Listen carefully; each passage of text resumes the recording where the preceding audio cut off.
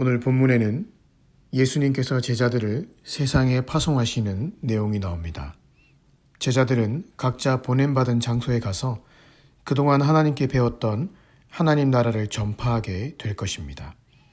하나님 나라가 얼마나 아름다운 나라인지, 그 나라 안에는 얼마나 큰 기쁨과 자유가 있는지를 그들이 보냄받은 장소에서 그들의 말과 삶으로 전하게 될 것입니다. 즉, 작은 예수로서의 삶을 살아갈 사명을 부여받은 것이죠. 베드로전서 2장 9절에 보니 이런 작은 예수로서의 삶이 비단 제자들에게 뿐만 아니라 우리에게도 주어져 있음을 알 수 있습니다. 우리를 택하셔서 왕 같은 제사장, 거룩한 나라요, 그의 소유된 백성으로 삼으신 이유는 우리를 어둠 가운데서 불러내신 이의 아름다운 덕을 선포하게 하려 하심입니다. 즉, 가는 곳곳마다 나를 구원하신 하나님의 아름다우심을, 그리고 그 나라에서 주어지는 기쁨이 무엇인지를 보여주는 삶을 살아가는 것입니다. 그렇게 함으로써 내가 서 있는 곳에서 하나님 나라를 세워가는 것이 우리의 사명입니다. 그렇다면 여기서 솔직하게 우리 자신에게 질문해 보십시다. 나는 과연 내가 서 있는 그 자리에서 하나님 나라를 제대로 세워가고 있는 자인가?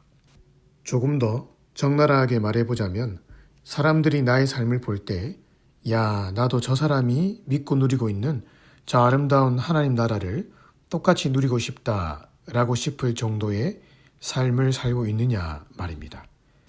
저는 솔직히 이 질문 앞에서 아직 턱없이 부족한 저의 모습을 발견합니다. 아마 많은 사람들이 저와 똑같은 대답을 하고 있을지도 모릅니다. 그 이유가 무엇입니까? 첫째는 우리 자신의 부족함입니다. 매일같이 올라오는 나의 죄성, 연약함들이 나로 하여금 끊임없이 하나님 나라를 세우기에 부족한, 아니 세우기는커녕 무너뜨리고 있지는 않은지 걱정스러울 정도로 우리 자신을 이끄는 모습을 보게 됩니다. 둘째는 하나님이 나를 보내신 자리는 워낙 다양한 사람과 환경이 있기 때문입니다. 5절에 예수님이 제자들을 보내실 때 그들을 환영하고 영접하는 곳만 보내신 것이 아닙니다. 차갑고 쌀쌀맞게 대하는 사람들도 있습니다. 제자들이 만나야 될 사람은 7절에 나타난 해롭 같은 사람들도 있습니다. 겉과 속이 다른 음흉하고 뱀 같은 모습을 하고 다가오는 사람도 있습니다. 때로는 13절에 빈들에서 자신의 힘으로는 아무것도 할 수 없다고 느껴지는 그런 상황을 만날 수가 있습니다.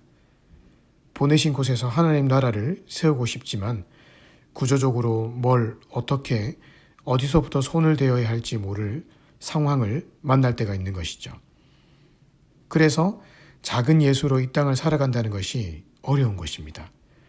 나 자신의 연약함과 더불어 사람과 상황의 문제를 볼 때 어떨 때는 내가 서 있는 곳에서 하나님 나라를 세운다는 것이 과연 가능이나 할까 싶을 때가 있습니다. 하지만 본문은 우리에게 한 가지 소망의 빛을 던져줍니다. 그것은 바로 하나님의 권능입니다. 1절에 아직 인격도 삶도 준비가 덜 된 제자들을 예수님이 파송하시면서 그냥 보내시지 않습니다.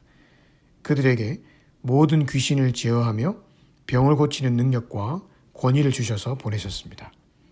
같은 내용을 기록한 마태복음에 보면 제자들이 가는 곳곳마다 귀신이 떠나가고 병이 낫는 기적이 일어났습니다. 누구의 능력입니까? 절대 제자들의 능력이 아닙니다. 그들은 아직 오합지졸에 불과했습니다. 하지만 성령의 능력이 그들을 덮을 때 불가능이 가능케 되는 기적이 일어났습니다. 오병이의 기적도 보십시오. 그들이 빈들에서 5,000명을 보았을 때 했던 말은 13절에 고작 할 수 없사옵나이다 뿐이었습니다. 하지만 예수님이 그들과 함께 계시니 상황은 반전되었습니다. 어떻게 아이가 가진 도시락 한 개로 5,000명을 배불리 먹이고 12광주리를 남게 할 수 있단 말인가? 하지만 예수님에게는 할 수 없다는 말이 통하지 않았습니다.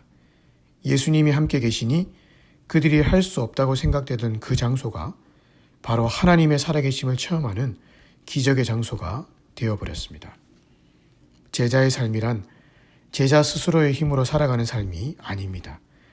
하나님의 능력으로 살아가는 삶입니다.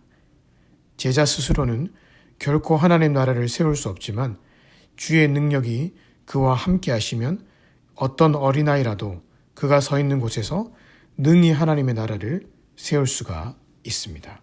그것이 바로 하나님 나라의 신비입니다.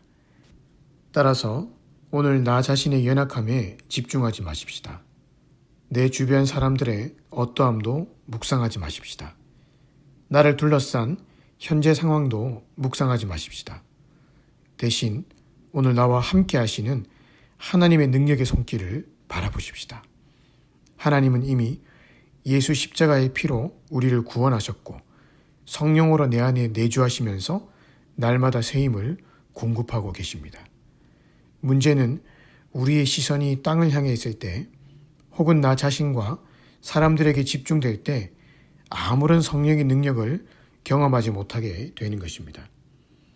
역대하 16장 9절에 주님께서는 그 눈으로 온 땅을 두루 살피사 전심전력으로 주님께 매달리는 이들을 힘있게 해주십니다. 라고 기록합니다. 나 자신과 사람, 환경을 바라보던 시선을 멈추고 주님께 집중하십시다. 그분을 묵상하며 그분과의 깊은 교제의 자리로 나아가십시다. 그때 성령께서 내 안에 강하게 역사하실 것이고 능리의 승리의 길을 걸어가게 하실 것입니다. 오늘 하루도 이런 성령의 능력과 은혜 안에서 가는 곳곳마다 하나님 나라를 세워가는 저와 여러분 되시기를 주님의 이름으로 축복합니다.